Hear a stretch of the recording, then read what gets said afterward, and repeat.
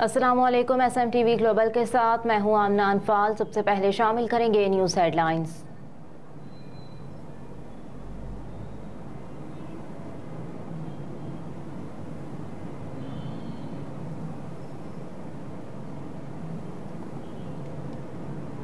Punjab election review case, supreme court ने election commission की दरख्वास्त खारिज कर दी।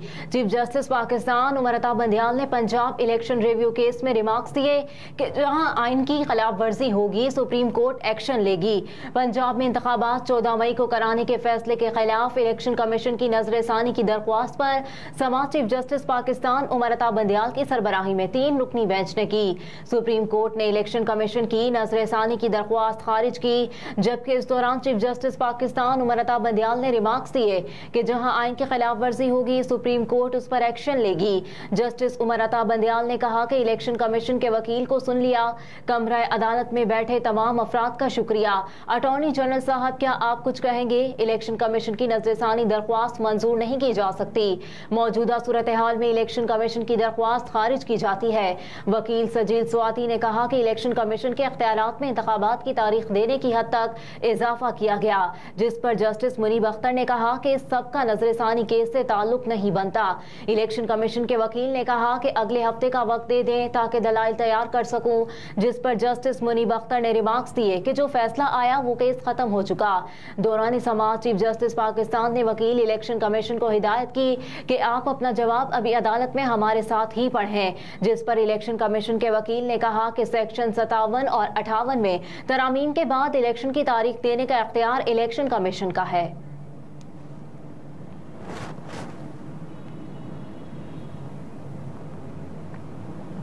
मुमकिन है आइंदा चंद रोज में इलेक्शन शेड्यूल का ऐलान कर दिया जाए। गुज़िश्ता रोज chief election commissioner Sikandar Sultan Raja से ANP, BAP और BNP के वफूद ने मुलाकात की। इस मौके पर chief election commissioner Sikandar Sultan Raja ने कहा कि मुमकिन है आइंदा चंद रोज में इलेक्शन शेड्यूल का ऐलान कर दिया जाए। दूसरी जानिब मुलाकात में ANP ने चीफ इलेक्शन कमिश्नर से मुतालबा किया कि इलेक्शन का इनेकाद आइन के मुताबिक 90 रोज के अंदर अंदर होना चाहिए। इलेक्शन कमीशन को हल्का बंदियों से कबल पार्टियों से मुशावरत करनी चाहिए थी। इस वक्त नई हल्का बंदियों की जरूरत नहीं थी। इसके अलावा रहनुमा ANP मियां इफ्तिखार हुसैन ने मीडिया को बताया कि इलेक्शन कमीशन हुकाम ने जनवरी के आखिर या फरवरी के वस्त में इलेक्शन कराने की बात की है।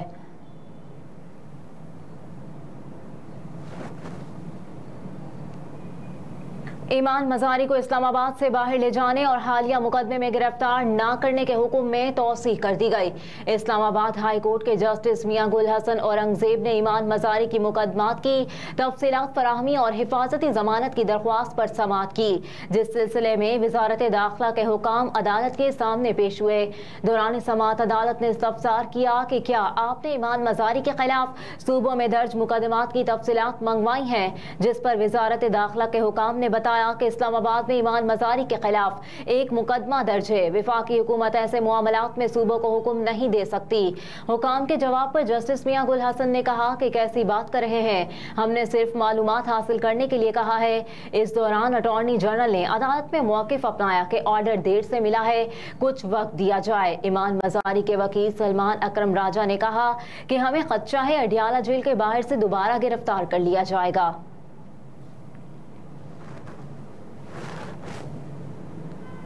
रावलपिंडी में हंगामी तौर पर इंसदादी पोलियो मुहिम शुरू करने का फैसला।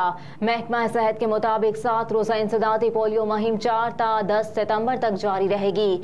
मुहिम रावलपिंडी शहर, कैंट, टेक्सला और पोटोहार में जारी रहेगी। आलमी इदारा सेहत के नुमाइंदे मुहिम की निगरानी के लिए तैनात कर दिए गए हैं, जिन्होंने जिला रावलपिंडी के स्टाफ की मेहनत और काविशों पर इजहार इत्मीनान का इजहार किया। महकमा सेहत का कहना है कि इंसदादी पोलियो मुहिम के लिए आलमी इदारा सेहत की जेर निगरानी स्टाफ की तरबियत शुरू कर दी गई है।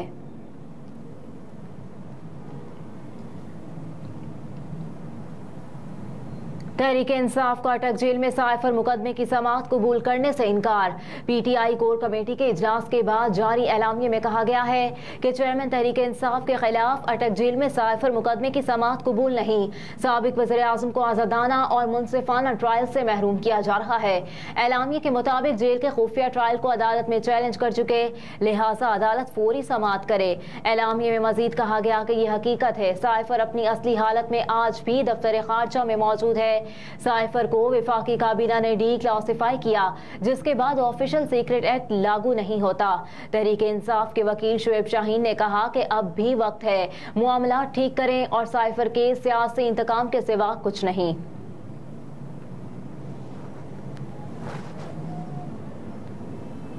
कराची में हल्का बंदियों का फायदा MQM और नुकसान पीपल्स पार्टी को हो सकता है। मुस्लिम लीग नून पंजाब के सदर और साबिक वफाकी वजीर दाखिला राना सनाउल्लाह ने कहा कि कराची में मर्दमशुमारी से सीटें बढ़ेंगी, जिसका फायदा MQM पाकिस्तान को पहुंच सकता है।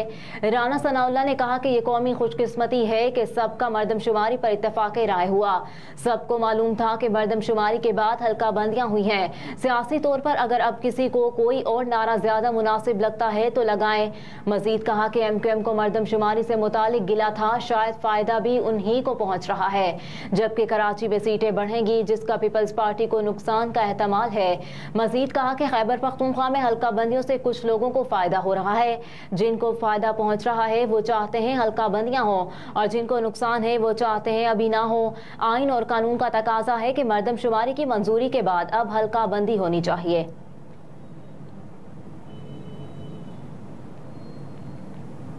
एग्जेक्टिव डायरेक्टर HEC की तैनाती का नोटिफिकेशन मुअत्तल कर दिया गया।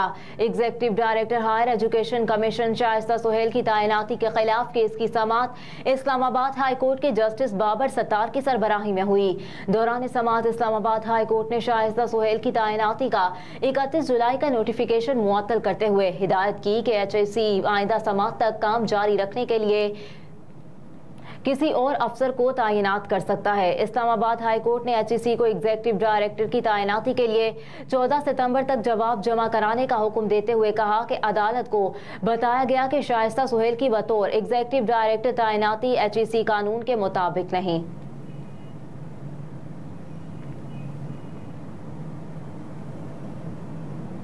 मुल्क में महंगाई 4 साल के प्रोजेक्ट इमरान खान की वजह से है। मरियम नवाज ने विमेंस विंग के ओहदेदारों से गुफ्तगू करते हुए कहा कि लाडले की खातिर नवाज शरीफ को नाअहल ना किया जाता तो आज महंगाई नहीं, पाकिस्तान में खुशहाली होती। मजीद बोली कि कौम आज सवाल पूछे कि नवाज शरीफ को इक़्तिदार से अलग करके कौम को महंगाई की सजा क्यों दी। महंगाई, बेरोजगारी और गुर्बत से आवाम की आंखों में आंसू लाने वाले मुजरिमों को कटहरे में खड़ा करना होगा।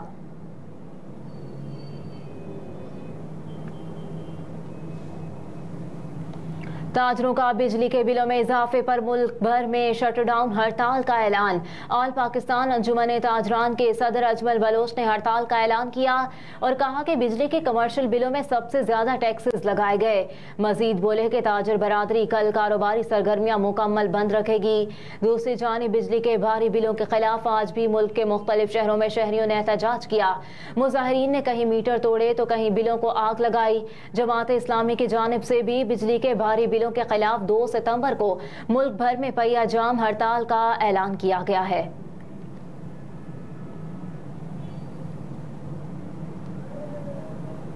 और एशिया कप, पाकिस्तान ने नेपाल को 238 रन से शिकस्त दे दी। मुल्तान में खेले गए एशिया कप के पहले मैच में पाकिस्तान ने नेपाल के खिलाफ टॉस जीतकर बैटिंग का फैसला किया। कौमी टीम ने कप्तान बाबर आजम और इफ्तिखार अहमद की शानदार बैटिंग की बदौलत नेपाल को 343 रन का पहाड़ जैसा हदफ दिया। जवाब में मेहमान टीम 24वें ओवर में 104 रन बनाकर आउट हो गई। इससे कबल पाकिस्तान ने अपनी इनिंग्स का आगाज किया तो कौमी टीम के ओपनर्स जल्द ही पवेलियन वापस लौट गए। फखर जमान 14 रन बनाकर पवेलियन लौटे, जबकि इमामुल हक 5 रन बनाकर रन आउट हुए। इस मौके पर रिजवान और बाबर आजम ने जिम्मेदारी से बैटिंग की और मजमूई स्कोर 111 रन पर पहुंचा दिया। रिजवान 44 रन बनाकर आउट हुए तो उनके बाद आने वाले आगा सलमान 5 रन बनाकर पवेलियन लौट गए। हेडलाइंस आपने जानी। न्यूज स्टूडियो से फिलवक्त इतना ही। आप देखते रहिए SMTV ग्लोबल।